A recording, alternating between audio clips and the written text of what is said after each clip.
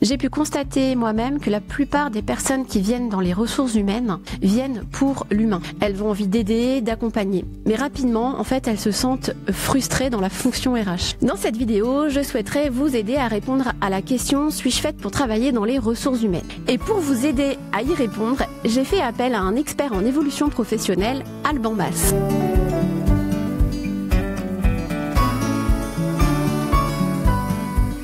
Ce n'est pas n'importe lequel. Il a une approche non conventionnelle et pragmatique. Bref, c'est tout ce que j'apprécie. Je l'ai découvert à travers son podcast Trouver sa voie qu'il enregistre en direct chaque semaine. Je vous mets tous les liens en description de cet épisode. Moi, c'est Julie du cabinet Essentiel. Je suis coach professionnel accrédité ICF et praticienne Soul Coaching certifiée. J'accompagne les femmes RH et les personnes hypersensibles à prendre confiance en elles. Et du coup, je publie chaque semaine une vidéo sur ma chaîne YouTube et sur mon podcast. Merci Alban d'avoir accepté mon invitation. Est-ce que tu peux déjà te présenter rapidement, s'il te plaît? Moi, je suis Alban et comme de nombreuses personnes, j'ai longtemps cherché ma voie. Et quand j'ai vraiment dû trouver mon premier job, démarrer ma carrière, j'ai un peu touché le fond. Et il s'est passé plusieurs choses. Je me suis dit, mais d'abord, comment est-ce que je peux essayer de m'auto-orienter? Je me suis rendu compte que plus je réfléchissais, plus j'étais paumé. Et plus j'étais dans l'action et dans la rencontre, plus j'avais des réponses. Et donc j'ai commencé en parallèle de ma carrière à travailler sur une méthode il y a une dizaine d'années en disant voilà comment est-ce qu'on peut par l'action aller chercher des réponses. Et cette méthode aujourd'hui j'en ai fait mon métier et j'accompagne des clients en bilan de compétences, en outplacement, en recherche d'emploi. Le but c'est d'essayer de vraiment, je crois que le job idéal existe et d'essayer d'aller le chercher et j'aide mes clients à faire ça. Et j'avais tellement touché le fond il y a une quinzaine d'années quand je me posais moi-même ces questions-là que je m'étais fait une promesse, c'est que si un jour je trouvais un boulot bien payé et qui m'éclate, j'aiderais 100 000 personnes à faire la même chose. Et donc c'est ce que j'essaie de faire aujourd'hui, à la fois par mon métier et par un podcast que j'anime, sur lequel Julie d'ailleurs est venue intervenir au micro, qui s'appelle Trouver sa voie. Avant de commencer, est-ce que tu peux nous en dire un petit peu plus sur ton approche, s'il te plaît?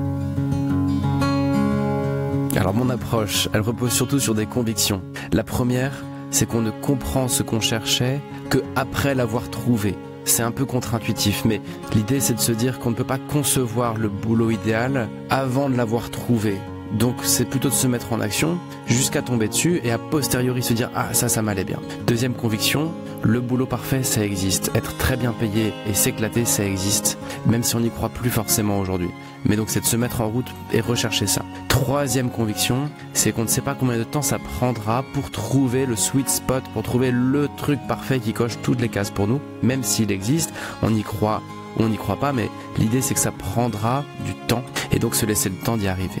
Donc pour moi c'est une approche en 4 étapes. Premièrement, croire que c'est possible d'être heureux au boulot et bien payé à s'éclater. Deuxième phase, vraiment faire une grosse introspection pour se dire qui je suis au fond, de quoi je suis fait ou faite, quel est mon potentiel. Troisième phase, c'est vraiment d'aller rencontrer des gens qui vivent de ce que j'aurais identifié comme piste potentielle et d'aller rencontrer des gens jusqu'à avoir trouvé. Construire mon réseau, construire mon bonhomme de chemin comme ça jusqu'à avoir trouvé mes réponses. Non pas dans ma tête, mais par la rencontre. Et dernière étape, c'est qu'une fois que j'ai trouvé ce qui me plaît, de le démarrer dès maintenant, même si je suis pas légitime, même si je suis pas formé, même si je suis pas prêt ou pas prête. C'est les petits ruisseaux faisant les grandes rivières, c'est de se mettre en route dès maintenant. Il y a quelques semaines, nous avons échangé ensemble lors d'un épisode de ton podcast Trouver sa voie autour de la question suffit-il de vouloir travailler dans l'humain pour se sentir à sa place dans les RH?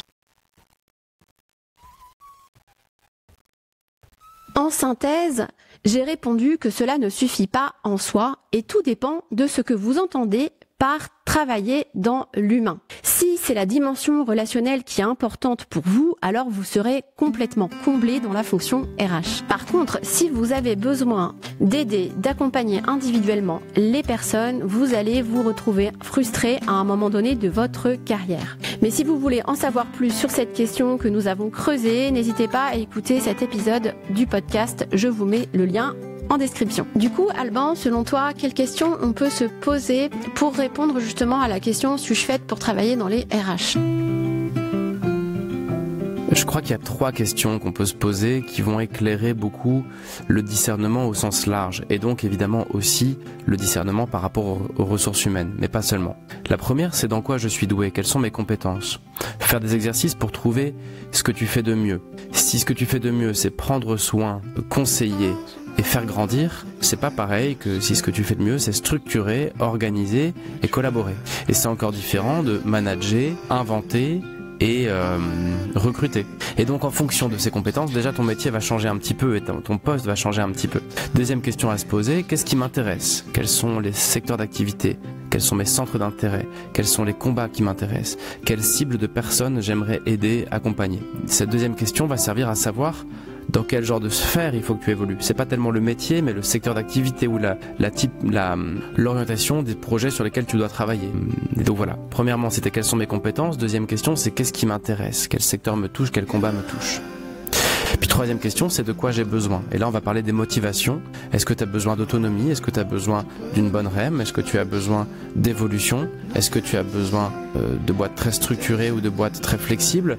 Et donc voilà, quand on va cruncher ce que tu fais de mieux, avec ce qui t'intéresse le plus et avec ce dont tu as besoin comme typologie de structure et de mode de travail, eh bien on va réussir à arriver à une sorte de sweet spot là au milieu qui va pouvoir dire pourquoi pas les RH mais dans telle ou telle boîte ou sur tel genre de fonction ou dans tel et tel genre de secteur d'activité. Voilà une façon simple de voir les choses. Beaucoup de femmes RH m'évoquent le fait de ne plus trouver de sens dans leur travail. Qu'est-ce que ça évoque pour toi, Alban ? Le sens au travail, c'est tout un sujet, c'est un point important pour pas mal d'entre nous. Tous les millennials se la posent cette question, toute la génération Z se la pose, et puis ceux d'après encore plus probablement. Et ce que je crois, c'est que le sens au travail, on a vite tendance à y mettre une valeur de sens social, d'utilité sociale. C'est-à-dire, est-ce que ce que je fais, c'est bon pour les gens, bon pour la planète? Est-ce que ça fait grandir les gens? Est-ce que ça fait le bien, etc. Avec un peu de recul et d'expérience, ce que je vois, c'est que le sens au travail, c'est quelque chose de très personnel et que pour certains ou certaines, il y aura de l'utilité sociale derrière. Pour d'autres, ce sera d'autres facteurs qui seront importants. Et donc, pour savoir si ça a du sens pour toi de travailler dans les RH, je te proposerais bien, un peu comme sur d'autres métiers aussi d'ailleurs, de réfléchir plutôt à tes facteurs de motivation primaires. Qu'est-ce qui est le plus important pour toi pour trouver ton épanouissement et pour trouver du sens dans ce que tu fais? Il y a une petite liste de facteurs que je vais citer maintenant. Il y a l'évaluation, le feedback, le dépassement de soi, la curiosité intellectuelle, les opportunités d'évolution, la compétition, le challenge, la mobilité, est-ce que je voyage, est-ce que je me déplace, la rémunération évidemment, l'autonomie, est-ce que je suis libre de m'organiser de la façon dont je veux et de faire un peu ce que je veux, travailler où je veux, aux horaires que je veux. Il y a la sécurité de l'emploi, il y a le bien-être, il y a l'ambiance au travail, il y a l'utilité sociale, et c'est seulement un paramètre parmi d'autres. Il y a le développement des autres, il y a l'impact et l'influence qu'on peut avoir sur les performances, sur le business, sur la stratégie. Et puis il va y avoir aussi la valorisation des idées. Et donc, tous ces facteurs-là, ils vont être différents pour chacun d'entre nous et chacune. C'est-à-dire que si pour toi l'important, c'est avant tout la sécurité de l'emploi et le bien-être, si tu fais un travail qui a du sens officiellement, mais que tu n'es pas safe et que tu n'as aucun équilibre, ton travail n'aura probablement pas de sens.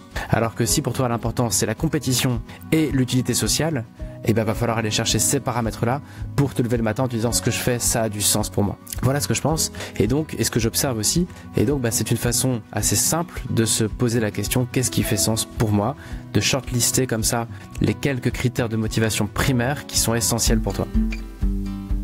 Et voilà, nous avons terminé. Encore merci Alban d'avoir accepté mon invitation et d'avoir apporté ton expertise et ton regard sur cette question passionnante. N'hésitez pas d'ailleurs à contacter Alban pour un bilan de compétences par exemple ou pour des sujets d'outplacement. Je vous souhaite une très belle semaine et je vous dis à la semaine prochaine.